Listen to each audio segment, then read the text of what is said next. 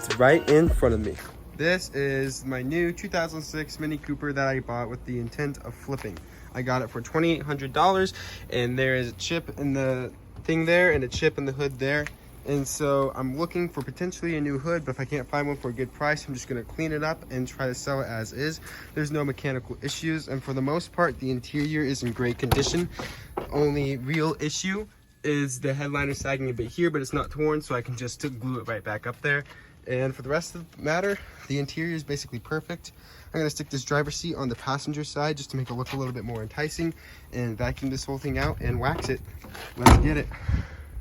Hey guys, so a little bit of a change of plans. We're not gonna get a new hood because a new hood would be about $600 at cheapest, like anywhere from $600 to $1,000, and I'm not really willing to do that for how much this car was, considering I only got it for $2,800.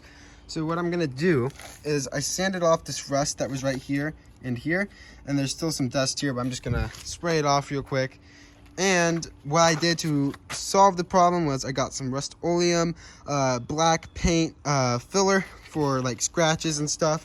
And my brother actually used this on his car, and it did a really good job. I mean, it's not perfect, obviously, but it gets it a lot better looking than what this looks like. So we're gonna take care of that. And then regarding the grill, I don't think I'm gonna buy a new grill. I might. We'll just see about price. But I might buy a new grill for that. And then as far as the hood goes, it doesn't like completely latch perfectly. You can kind of see that big gap there, and then this big gap here, and so it's just not latching perfectly. So I'm going to see what I can do to figure that out. But real quick, I'm going to do this, and I'll see you guys afterwards. All right, guys, it's far from rough, but it's way better than it was earlier.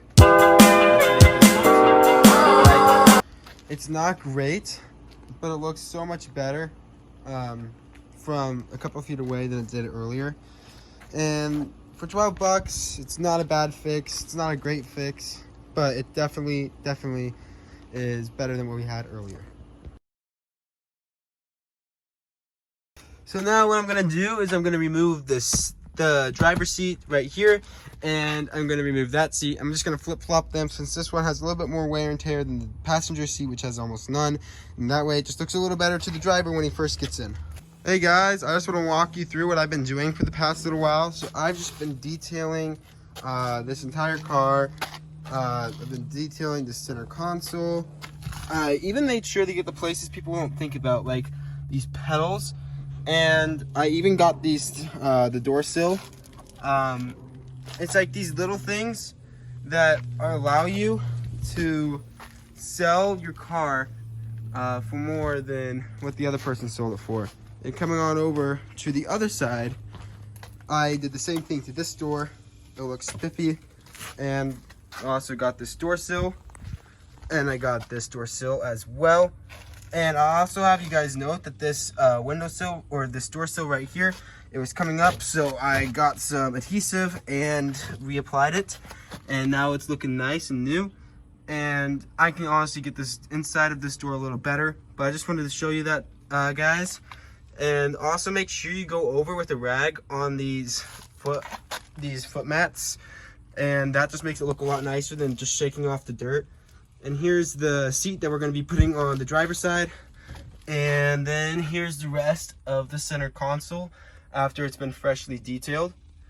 There we go. So I dropped my wrench and my socket, but these are the bolts that we have to remove. There's 4 on each seat, and then we're going to take out the seats and flip-flop them like I said. And let me show you the bolt that we're going to be, or the socket we're going to be using. This is called a T45 socket. Didn't have any of the T sockets, and so I had to go to O'Reilly's real quick, buy one. So it was only like 8 bucks. Let's get these seats out. All right, guys, once again, you're about to see the results of my stupidity.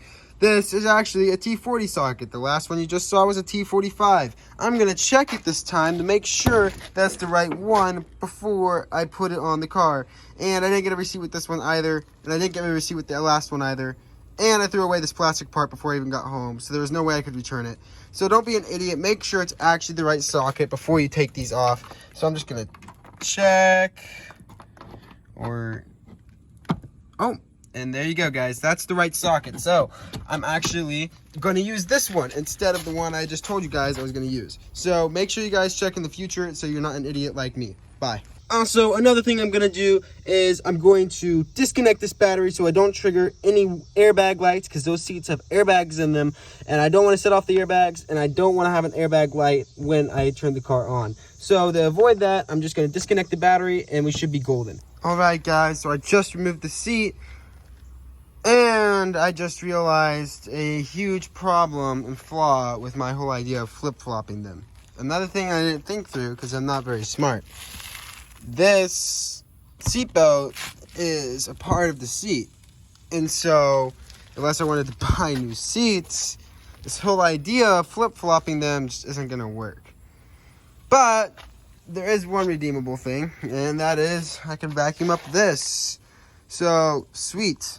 But I'm going to have to put this back in, so don't be like me, be smarter. This was a mistake. Hey guys, I've been working on the Mini Cooper some more, and I was working on its foggy headlights, and I just wanted to show you the big difference that this can make. So this is the one that I defogged, this is the one that's still foggy.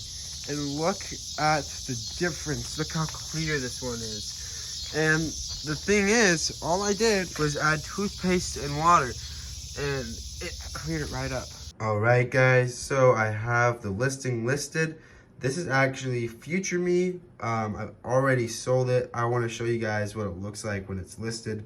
So this is my car that I listed. I listed it for $4,800. I had it listed for about a week.